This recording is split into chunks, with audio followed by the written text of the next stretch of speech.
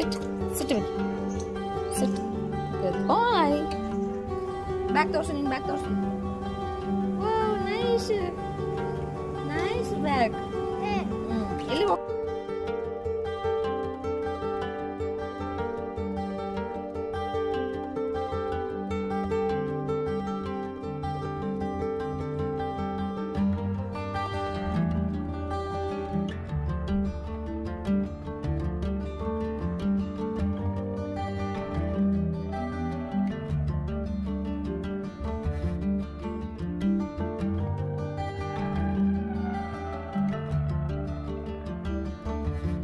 Subscriber reach ಆಗಿದೆ. Thank you so much guys, ಯಾರೆಲ್ಲ ನನಗೆ ಸಪೋರ್ಟ್ ಮಾಡ್ತಾರೆ. ಇದು ಸೋರೆಕಾಯಿ ರೊಟ್ಟಿ ಇಲ್ಲಿ ಸ್ವಲ್ಪ ಮಾಡಿಟ್ಟಿದ್ದೀನಿ. ತುಂಬಾ ಎಮ್ಮಿಯಾಗಿ ಬರುತ್ತೆ, ಟೇಸ್ಟಿಯಾಗಿರುತ್ತೆ. ನೀವು ಮಾಡ್ಕೊಂಡು ತಿನ್ನಿ. ಗಾಯ್ಸ್, ಹೇಗಿದ್ದೀರಾ? ಎಲ್ಲರೂ ಚೆನ್ನಾಗಿದ್ದೀರಾ? ನಾನು ಚೆನ್ನಾಗಿದ್ದೀನಿ, ನೀವು ಚೆನ್ನಾಗಿದ್ದೀರಾ ಅಂತ ನಾನು ಭಾವಿಸ್ತೀನಿ. So welcome to my channel Sangeeta ಸಮಾಚಾರ.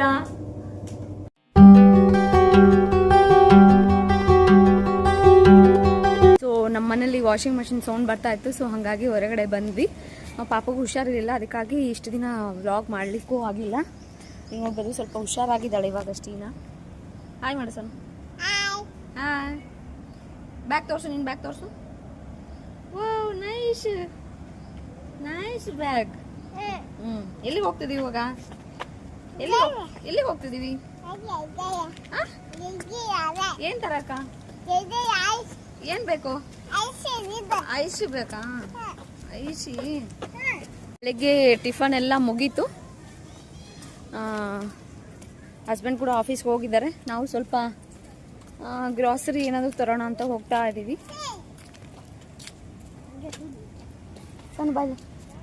ಕಡೆ ಬಾ.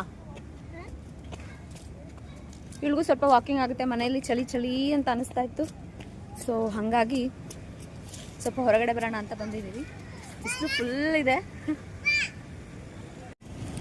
ಸ್ವಲ್ಪ ಗ್ರೌಂಡಲ್ಲಿ ಹಂಗೆ ಆಡಿಸ್ಕೊಂಡು ಹೋಗೋಣ ಅಂತ. ಸ್ಟೀನಾಗೂ ಸ್ವಲ್ಪ ಚೆನ್ನಾಗಿ ಅನ್ನಿಸ್ತದೆ. ಮನೇಲಿ ಚಳಿ ಚಳಿ ಇರೋದ್ರಿಂದ ಸ್ವಲ್ಪ ಸಣ್ಣಗಾದರೂ ಸ್ವಲ್ಪ ಇರಲಿ ಸ್ಟೀನಾ ಅಂತ ಹೇಳ್ಬಿಟ್ಟು ನಾನು ಅವಳು ಇಬ್ಬರು ಬಂದ್ವಿ. ನನಗೂ ಇವಳ ನೋಡ್ಕೊಳ್ಳೋದ್ರಲ್ಲೇ ಆಗೋಗ್ಬಿಟ್ಟಿತ್ತು. ಸೊ ಹಾಗಾಗಿ ವ್ಲಾಗ್ಸ್ ಏನೂ ಮಾಡೋಕ್ಕಾಗಿಲ್ಲ. ಇವತ್ತು ಸ್ವಲ್ಪ ಫ್ರೀ ಅಂತ ಅನ್ನಿಸ್ತಾ ಇದೆ. ಸ್ಟೀನಾನು ಸ್ವಲ್ಪ ಹುಷಾರಿದ್ದಾಳೆ, ಹಾಗಾಗಿ ಮಾಡೋಣ ಅಂತ ಇದ್ದೀನಿ. ಸ್ವಲ್ಪ ಆರ್ಡರ್ಸ್ ಮಾಡಿದ್ದೀನಿ ನಮ್ಮ ರಾಕ್ಸಿಗೋಸ್ಕರ. ಹಾಗೆ ಸ್ವಲ್ಪ ನಾನಿವತ್ತು ಏನು ಕುಕ್ ಮಾಡ್ತಾ ಇದ್ದೀನಿ ಹೆಲ್ದಿಯಾಗಿ ಅಂತೇಳಿ ಅದನ್ನು ತೋರಿಸ್ತಾ ಇದ್ದೀನಿ. ಸೊ ಇವತ್ತಿನ ವ್ಲಾಗಲ್ಲಿ ಏನೇನಿರುತ್ತೆ ಅಂತ ಈ ವ್ಲಾಗಲ್ಲಿ ನೀವು ನೋಡ್ಬೋದು. ನಮ್ಮ ಸ್ಟೀನದ್ದು ಒಂದು ಆಟ ತಾನೇ ಹತ್ಬಿಡ್ತಾಳೆ.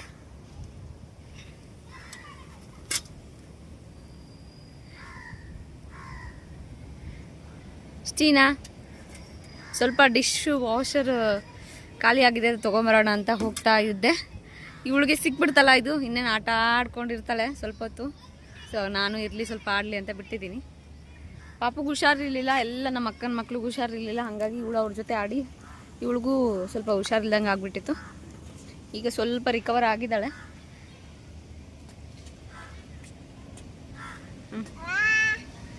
ಯಾರದು ಯಾರದು? ಏಯ್ ಯಾರದು? ಏಯ್ bad girl. Good girls Tina ಹೇಳು, ಗುಡ್ ಗರ್ಲ್ಸ್ ಟೀನಾ ಹೇಳು ಬೇಗ. ಸಾನು ಗುಡ್ ಗರ್ಲ್ಸ್ ಟೀನಾ ಹೇಳು.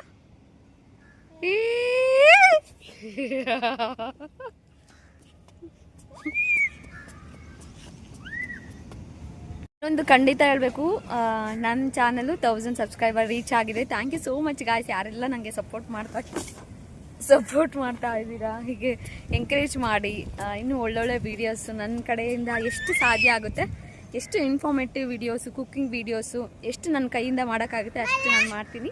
ಹಾಗೆ ಇಲ್ಲಿ ತನಕ ಯಾರೆಲ್ಲ ಎಂಕರೇಜ್ ಮಾಡಿದ್ದೀರಾ, ನನಗೆ ಸಪೋರ್ಟ್ ಮಾಡಿದ್ದೀರಾ, ಸಬ್ಸ್ಕ್ರೈಬ್ ಮಾಡಿಕೊಂಡು ಅವ್ರಿಗೆಲ್ಲ ನಾನು ಥ್ಯಾಂಕ್ ಯು ಸೋ ಮಚ್ ಅಂತ ಹೇಳಕ್ಕೆ ಇಷ್ಟಪಡ್ತೀನಿ.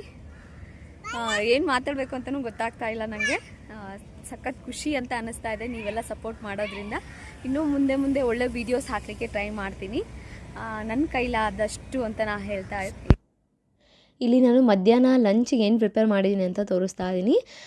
ಸುಮ್ಮನೆ ಸೊಪ್ಪು ಸಾಂಬಾರು ಮಾಡಿದ್ದೀನಿ, ಅದಕ್ಕೆ ಸ್ವಲ್ಪ ರಾಜಗಿರ ಸೊಪ್ಪಿನ ಪಲ್ಯ ಮಾಡಿದ್ದೀನಿ, ಹಾಗೆ ಪುದೀನ ಚಟ್ನಿ ಮಾಡಿದ್ದೀನಿ. ಸ್ವಲ್ಪ ಸೈಡ್ ಡಿಶ್ ಆಗಿ ಕ್ಯಾರೆಟ್ ಹಾಗೆ ಸೌತೆಕಾಯಿನ ಯೂಸ್ ಮಾಡ್ಕೊಂಡಿದ್ದೀನಿ. ಹೆಲ್ದಿಯಾಗಿ ಯಾವಾಗಲೂ ಊಟ ಮಾಡಬೇಕು ಅನ್ನೋ ಒಂದು ಕಾರಣಕ್ಕೆ ಹೆಲ್ದಿಯಾಗಿ ನಾನು ಕುಕ್ ಮಾಡ್ತಾ ಇರ್ತೀನಿ.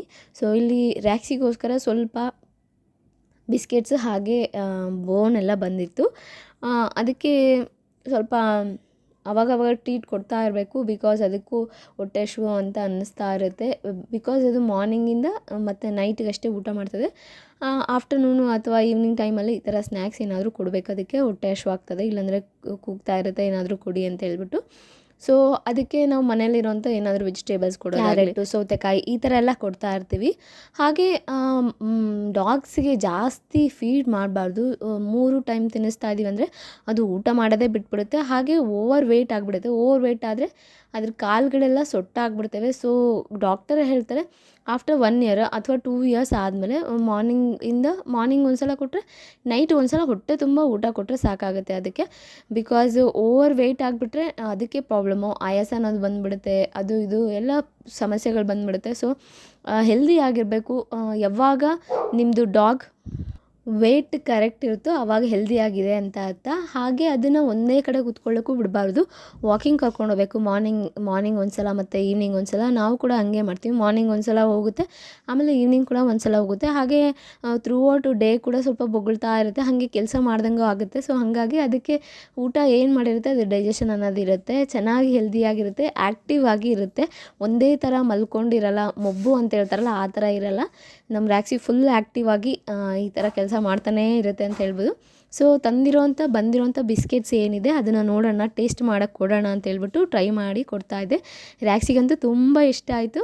ಇದು ನಾವು ಫಸ್ಟ್ ಟೈಮ್ ಇದು ಆರ್ಡರ್ ಮಾಡಿದ್ದು. ಅಂದರೆ ಈ ಥರ ಟ್ರೀಟ್ ಬಿಸ್ಕೆಟ್ಸ್ ನಾವು ಫಸ್ಟ್ ಟೈಮ್ ಕೊಡ್ತಾ ಇರೋದು, ಆರ್ಡರ್ ಮಾಡಿರಲಿಲ್ಲ ಆಗಿತ್ತು. ನಮಗೆ ಈ ಥರ ಬಿಸ್ಕೆಟ್ ಕೊಡ್ಬೋದು ಅನ್ನೋ ಒಂದು ಐಡಿಯಾ ಇರಲಿಲ್ಲ. ಬಟ್ ನೋಡ್ತಾ ಇದ್ವಿ, ಕ್ಯಾಲ್ಶಿಯಂ ಬೋನ್ಸ್ ಎಲ್ಲ ಕೊಡ್ತಾ ಇದ್ವಿ ಅವಾಗವಾಗ.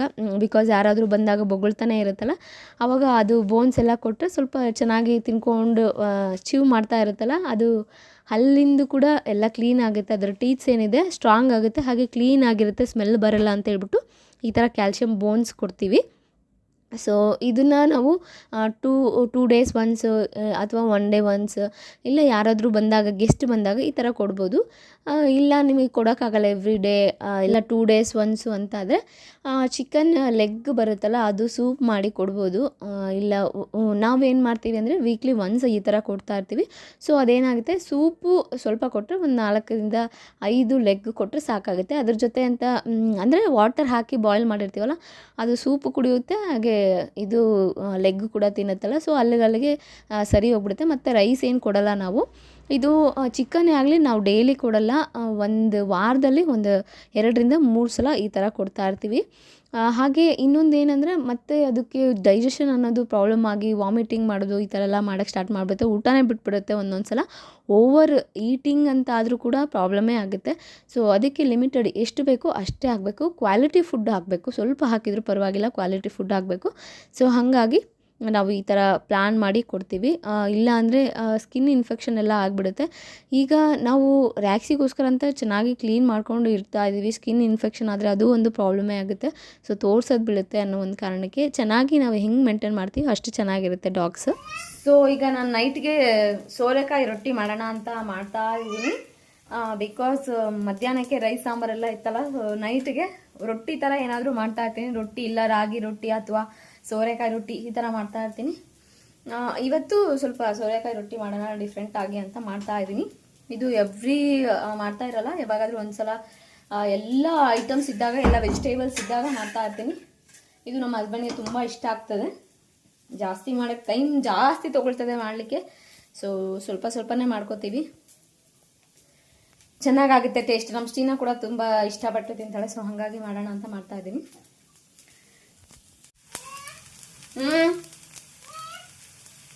ಇದು ಸೋರೆಕಾಯಿ ರೊಟ್ಟಿ ಇಲ್ಲೇ ಸ್ವಲ್ಪ ಮಾಡಿಟ್ಟಿದ್ದೀನಿ.